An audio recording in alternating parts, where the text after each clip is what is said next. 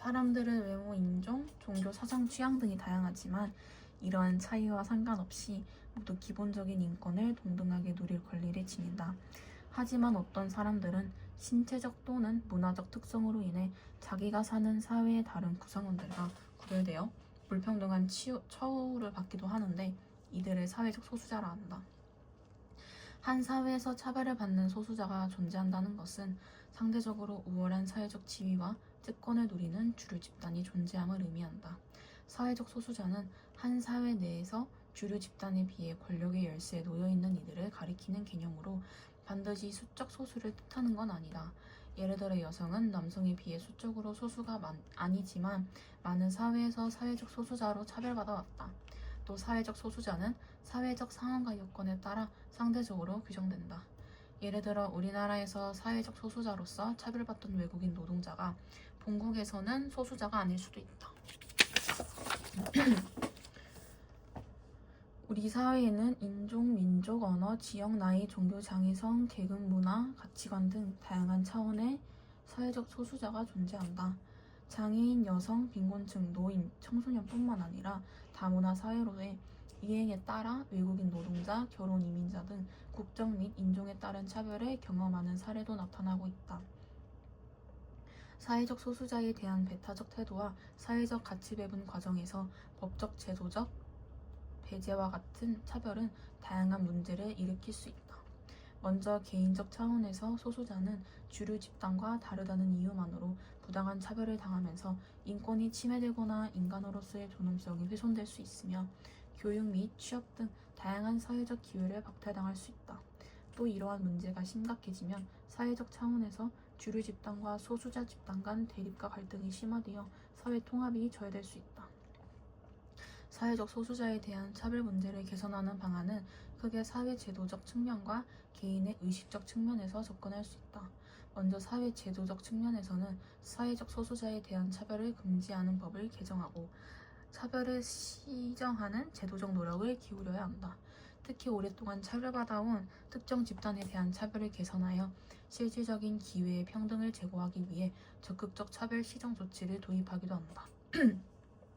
다만 이 경우에는 역차별의 문제가 나타날 수 있으므로 사회적 합의를 구할 필요가 있다. 다음으로 개인의 의식적 측면에서는 사회 구성원들이 사회적 소수자에 대한 차별적 인식을 교정하고 차별에 대한 경각심을 높이는 반면 사회적 소수자 집단 스스로도 차별 개선을 적극적으로 요구해야 한다. 이를 통해 사람들의 삶의 다양성을 인정하고 모두가 차별 없이 공존하는 사회를 만들기 위해 노력해야 한다.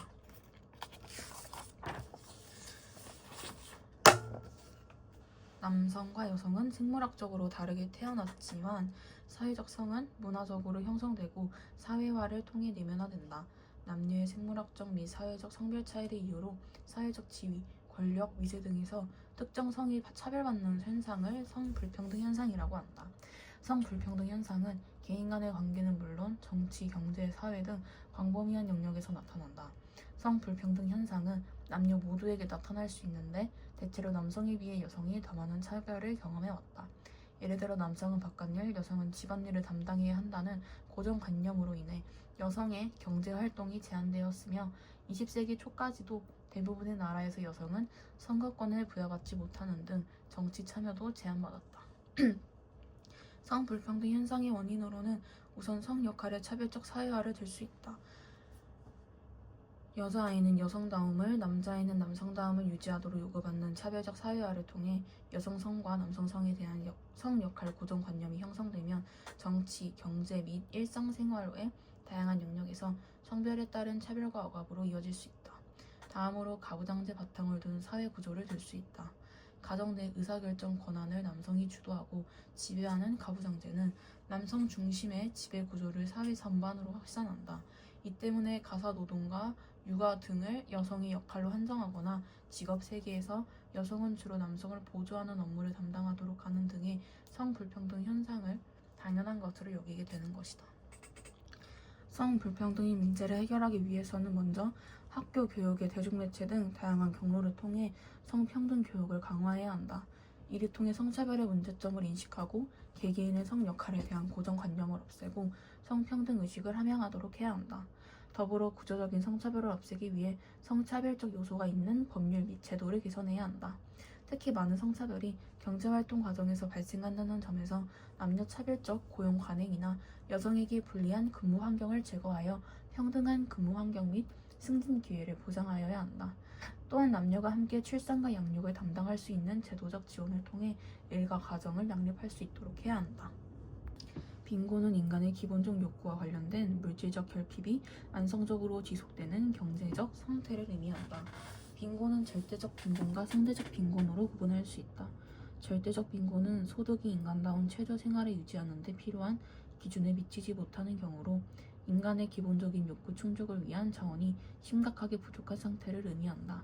상대적 빈곤은 사회의 전반적인 소득 수준과 대비하여 소득 수준이 낮은 상태를 의미하며 대부분의 국가에서 소득이 중위소득의 일정 비율 이하에 해당하는 인구를 상대적 빈곤층으로 파악한다. 경제가 성장하여 사회의 전반적 생활 수준이 향상되면 절대적 빈곤보다 상대적 빈곤의 문제가 더 심각해지고 그로 인한 상대적 박탈감이 사회적 문제가 될 수 있다. 빈곤은 개인적으로 생계유지 곤란, 건강, 손상과 정신적 황폐 및 소외 등을 초래하여 인간다운 삶을 살아가기 어렵게 할 뿐만 아니라 삶에 대한 기대와 기회를 제한한다. 또 사회적으로 빈곤층이 증가하면 이들에 대한 사회적 부담이 증가하고 사회 불안과 갈등이 심화될 수 있다. 빈곤의 원인을 개인적 차원에서 찾는 시각에서는 빈곤이 게으름, 무절제, 성취 동기 부족 등 개인적 노력이나 능력 등의 부족에 기인한 것으로 본다.